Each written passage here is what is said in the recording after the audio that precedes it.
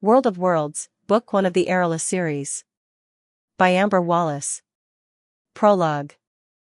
Two lone figures approached the city gates on horseback. The guards standing watch gave them a once-over before stepping aside to let them through. The first traveler lowered the hood of her cloak, revealing long, fiery red hair cascading over her shoulders. Her sharp green eyes flicked about, ever watchful as they rode deeper into the city. Her companion, however, kept his hood up, unwilling to draw attention. The sun was setting beyond the valley, casting an amber glow over the city.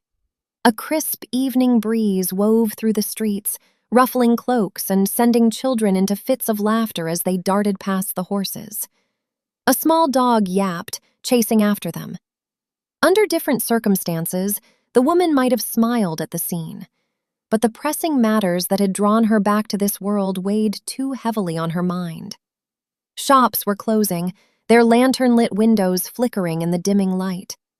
The travelers continued on until they reached a nearby stable, where they handed the stable boy 4 coins before making their way toward the castle.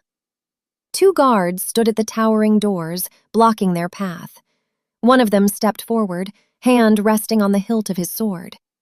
"Name and business," he demanded. The woman met his gaze, unflinching. "My name is of no concern to you," she said coolly. "My business, however, is with your king." The guards hesitated, exchanging uncertain glances. Then, as if struck by sudden realization, their faces paled. "Creator," the right guard stammered.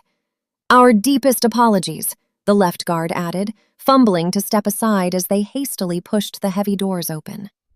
The castle's grand hall stretched before them, long and narrow, with a rich red carpet leading the way. Tapestries lined the walls, and statues of armored knights stood at attention, each one watching over the corridor like silent sentinels.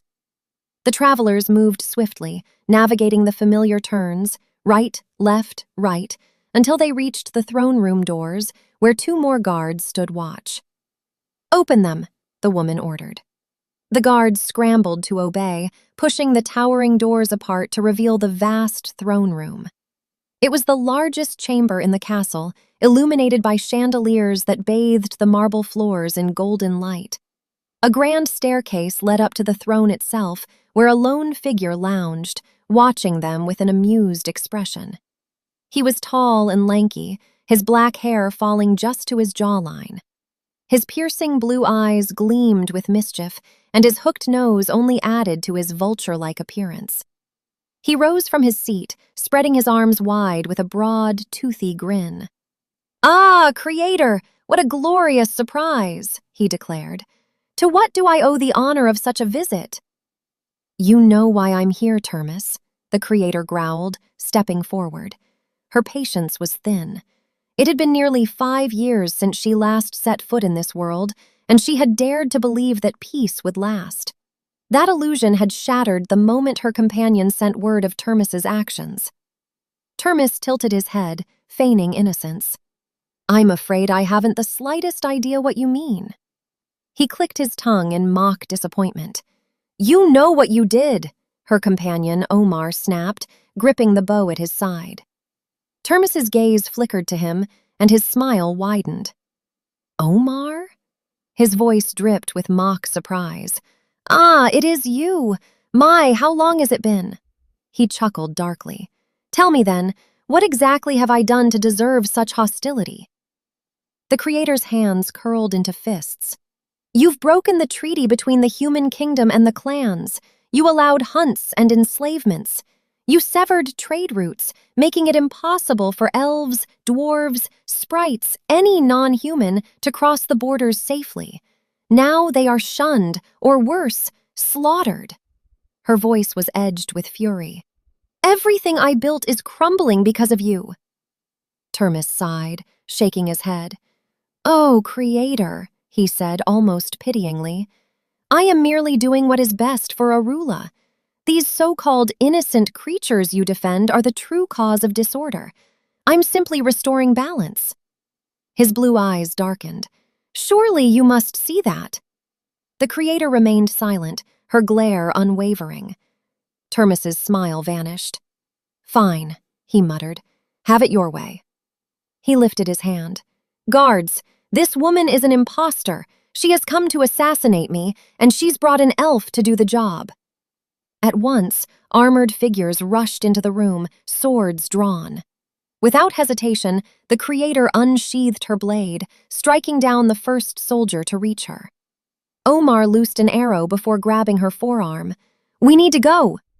Together, they fought their way through the castle, dodging swords and arrows as they sprinted into the streets.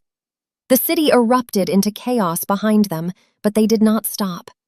They reached the stables, mounted their horses, and rode hard, escaping just as the gates slammed shut behind them. The night sky stretched above them, stars glittering like distant watchers. The rhythmic sound of hooves against earth filled the silent forest as they finally slowed, stopping at a small pond near a waterfall. Omar dismounted first, leading his stallion to the water. He exhaled, running a hand through his long white hair, his hazel eyes scanning their surroundings. Well, that was eventful.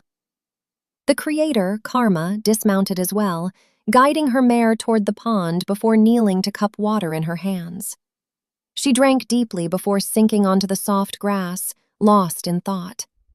Omar crouched beside her. "So," he said, watching her carefully, "what now?" Karma was quiet for a long moment. Then, finally, she spoke. "I'm going back home," she said. "Just for tonight. I need to gather my things." She turned to him, her green eyes resolute. "Meet me by the old oak tree at sundown tomorrow. From there, we'll decide our next move." Omar nodded, accepting the plan. He helped her to her feet as she rummaged through her satchel, pulling out a small, glowing orb. It shimmered with shifting colors, pulsating softly in her hands.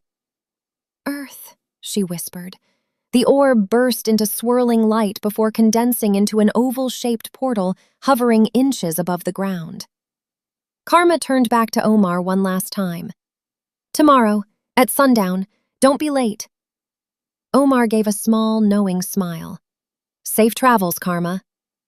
With that, Karma stepped into the portal, vanishing from Arula once more.